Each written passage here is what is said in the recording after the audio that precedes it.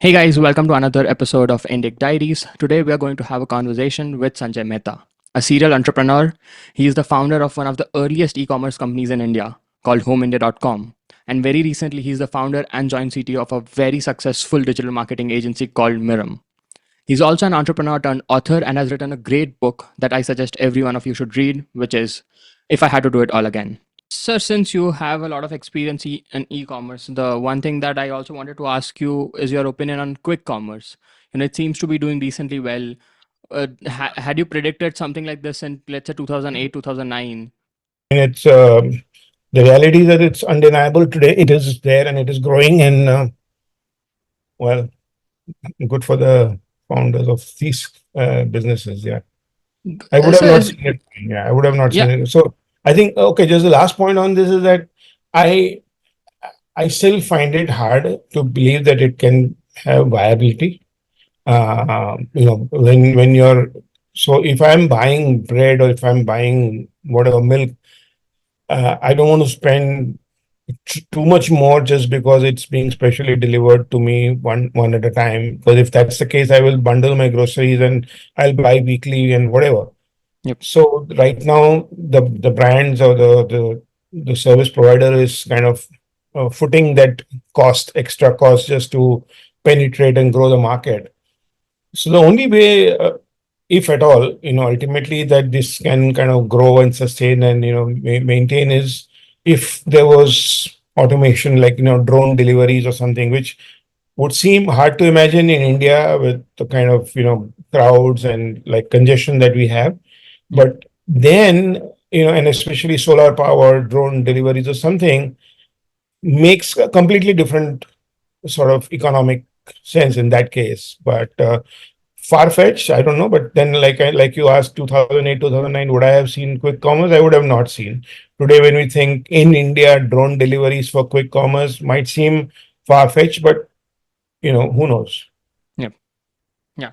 Okay. So that actually leads me to my next question is about AI. AI Yeah. is very quickly penetrating into our lives and into, even the government is using it heavily. So, what do you see the future of AI to be? And because it being turned into a business is still questionable, right? So, how do you see the future of AI to take shape? Um, so, no, I mean, it's like when you say it being converted to a business is a different kind of a question, but that is it already being used in business? Very much so, right? More and more companies are using, I mean, you just need to see data points, right? Like if you look at Indian IT companies, for example, Hmm. uh, uh, especially the big ones, right? The large IT businesses, if you see their pattern in the past, their growth, uh, if they grew 5% or 10%, they had 5% or 10% increase in headcount on a Yep. very typical basis Yep. because it was all about people. I mean, you put more people on the job and you get more revenues, and that's how you're growing.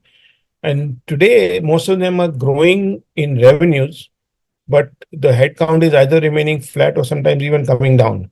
Now, how do you think that is happening, right? It's not like after 25, 30 years, suddenly they've found some new magic of efficiency where they can grow without increasing headcount. I mean, the bottom line is that somewhere some tasks are being done by AI. I mean, which Yep. they may not come out and talk so much because it can create a little concern with the employees that when is my going when am I going to become redundant or something. I may not talk, but that's the reality, and that's happening across the board. I mean, like your company after company, all kinds of processes which are being converted to AI, at least at the lower level of.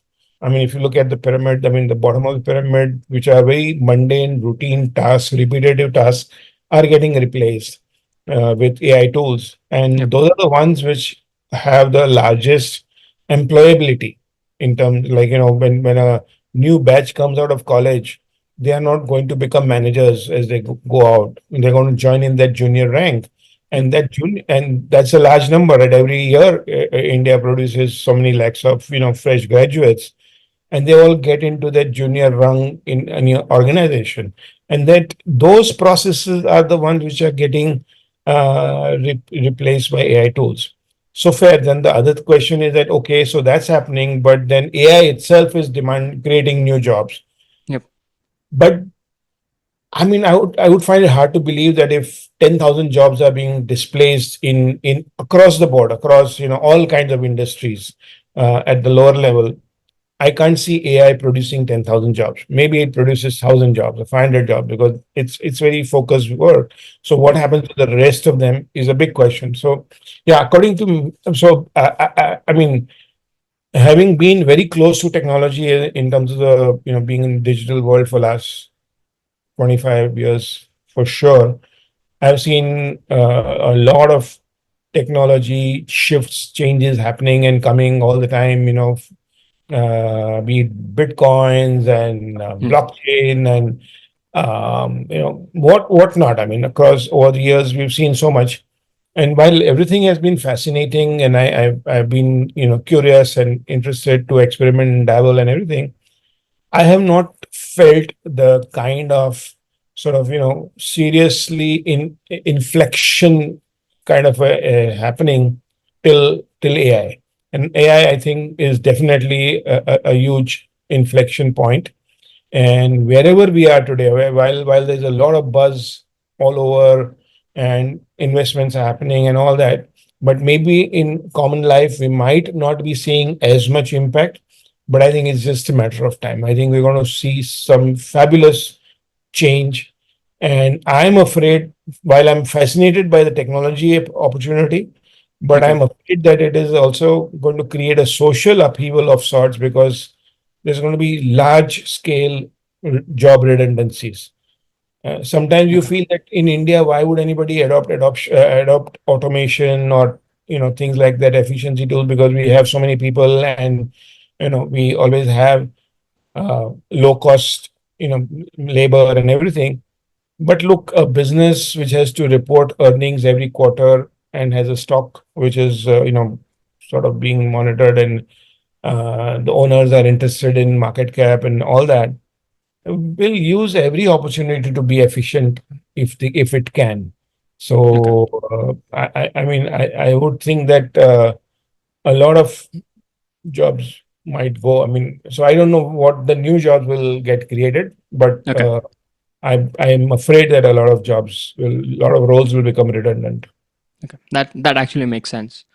Okay. So, sir, I was also looking at one of your podcasts that you did with someone on YouTube, and you had also mentioned that, investing in yourself and, time investment that you do in, let's say, LinkedIn, 30 minutes a day, that could over time compound and yield to huge dividends. So, Yeah. for someone like me, let's say a 25-year-old, I'm a software developer by a career. So, what would you suggest for someone like me to do on LinkedIn, right? For 30 minutes, just grow your network, just talk to people, just message randomly people who I find interesting. No, I think there has to be strategy to it, and Okay. while a lot of people do what you just described, unfortunately, I mean, I doubt if it's producing the kind of impact or results for them. Well, I mean, all of us who are on LinkedIn will get random requests to connect, and then supposing you choose to connect, even though you don't know, but you connect. I mean, the next thing is that somebody trying to pitch you some of product or service or something like, okay, I don't even know you. I mean, you just connected and you're absolutely stranger. And but Okay. people think that, okay, I've connected to on LinkedIn. So I'm an extended network of his. I'm not, I'm a stranger. We are both strangers. We just Hmm. accepted a LinkedIn request, which doesn't mean anything, right? Okay. So I see it from two perspectives. One perspective is the opportunity of true networking. I think true networking definitely pays off big time. Okay. So, which is where you develop your real and genuine connections, and LinkedIn could be part of it. There could be face to face interactions. I mean, if you're in cities or towns where there are like-minded communities which meet once in a while, or you can join some of these groups and meet up. So there is a closer connection. So for example, In my case, let's say over the years, I've been part of this thing called the Rotary Club. Yes. It's an international movement. Uh, I never, absolutely never, from early years of my career, I never viewed it as a way to grow my business. I mean, it was a social organization. It was so I viewed it in its true form, which is that it's a way to connect people of different class, professions or different businesses and all, uh, and do social projects to go back and give back to the community. I viewed it that way. But when you're there with those people, you become close friends with them. And you want a service, like you say, I want some help on my legal front, some agreements are there. And if there's a member who happens to be a lawyer or something, he's your first point of contact because you trust him for he's a friend first and lawyer later. So I'm not just saying Rotary, but like if you make or create networks of those kinds, so they don't happen because you just connected on LinkedIn. They happen because you know each other, you exchange, greetings. You've spent time together. You've shared a drink or something. So then you get comfortable with each other. So that is the whole networking part. Even on LinkedIn, if you had to do that, it has to be nurtured. It has, it needs time. It's not something which you jump in and straight away start asking for favors or help or something, right?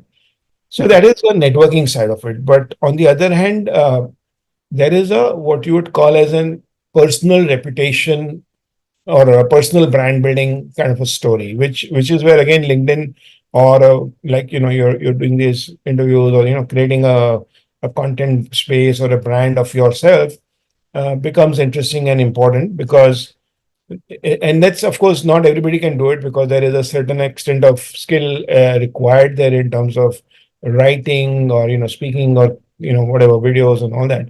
But if you have the knowledge, if you can learn, if you can sort of get there, what you're doing is to create a personal reputation, and which pays off again in the long run because you can keep building, and that's what you compound by your participation. So you will not just go and create net connections, but maybe you think of something in your field. If you're a software, if you want to develop your reputation as a software developer, or you want to develop your reputation in some field, on that subject, your thoughts, your original ideas, even if it's short articles, if it's a short video, you keep posting and join the relevant groups, around that subject Hmm. and share it there as well. So then gradually the name and the brand and reputation grows and people start connecting you because they find your content in it. So it's two different objectives. So Yep. two different ways to approach it. Yep. Yeah. So, sir, I'll just take on to my final question, and which is, India has its own sea of problems, but it also presents a lot of opportunity. And especially, being a very young population and having good economic growth over year, what sectors do you isolate that are going to be interesting to look at in the next, let's say, decade? Like, yeah. I mean, there's just a lot of so at the outset. I'm extremely bullish on India as a whole, right? Okay. I mean, it would take a lot to deny India the opportunity it finds itself in. I mean, it would take something dramatic. In short, supposing if you were invested in brand India, Yep. when I say you pick up top 10 Sensex or Nifty stocks without doing any too much of research or no expertise, Mm-hmm. uh, and you just wait out 5 years, 10 years, it's very unlikely that you will not make good money.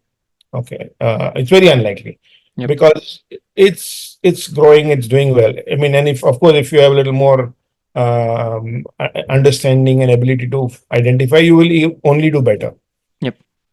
So I'm sold on brand India, and because, like you rightly said, a young population, growing population, increasing education, increasing digital reach, and the India stack and everything, the market is very big. So the one very clear area of interest is consumer product, consume anything which is consumption oriented, right? Because we have a large base which consumes.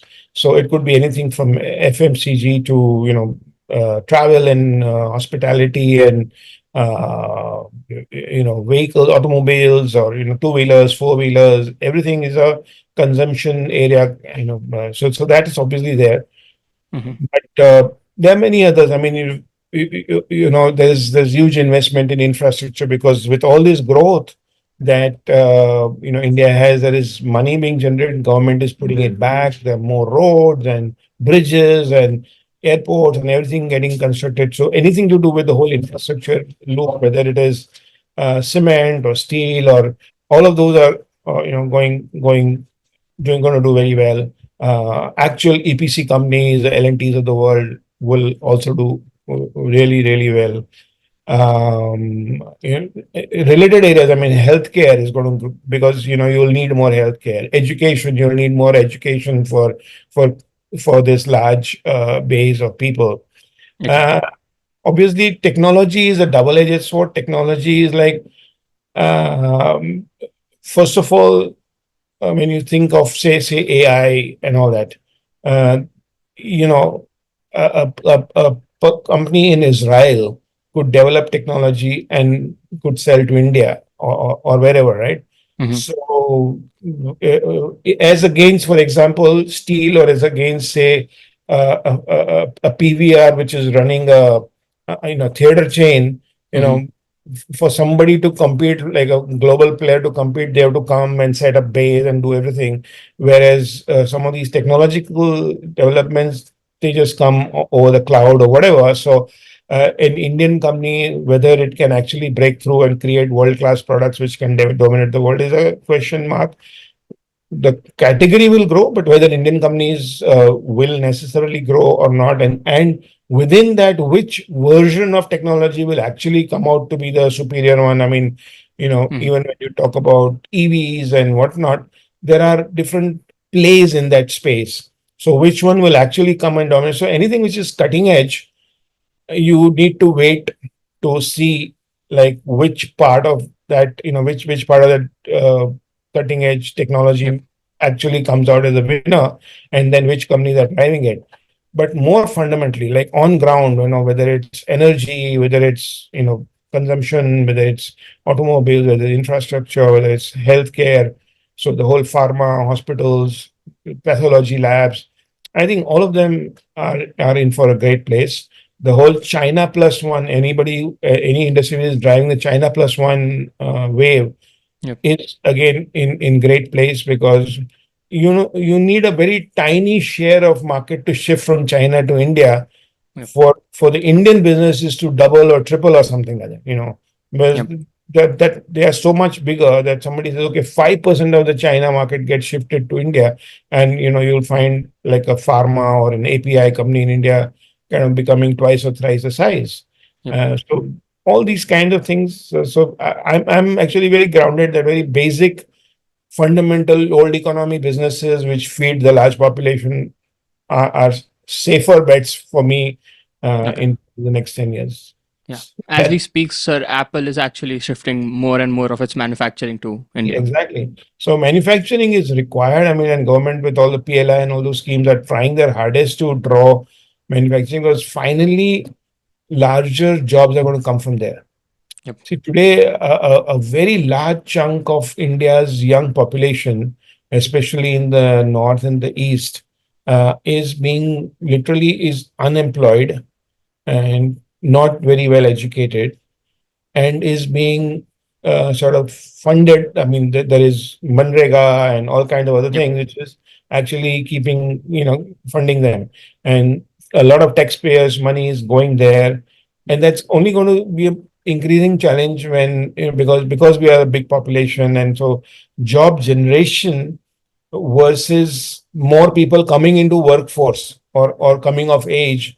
So every year, so many lakhs of people graduate and need a job, or sometimes they leave education, but they need a job because they're not continuing education, but then they want to get working, but not enough jobs are getting created. So Yep. manufacturing is where, or potentially large job creation can happen. And services, while we've all been very excited by technology and service and software, unfortunately, in terms of the mass, the numbers which we have, it only occupies X quantity. It's a small fraction of the available manpower or resource base that it employs. So when it Definitely. comes to manufacturing and other infrastructure or agriculture or something, they have the potential to potentially occupy a much larger number of people. So yeah, so when it's mobile phones, and like mobile phones, if more and more sectors can get drawn to manufacturing in India, Yep. that will help in this whole employment generation for the country. Yep. Yeah. Yeah. So that's all I had. So thank you for having this conversation with me. I'll let you know when I post the video, and it would be great if you could, share it on our social media as well. Certainly, certainly. Let me know. Yeah. Yeah. Okay. Perfect. Thank you so much. Bye bye. Thank you. Bye.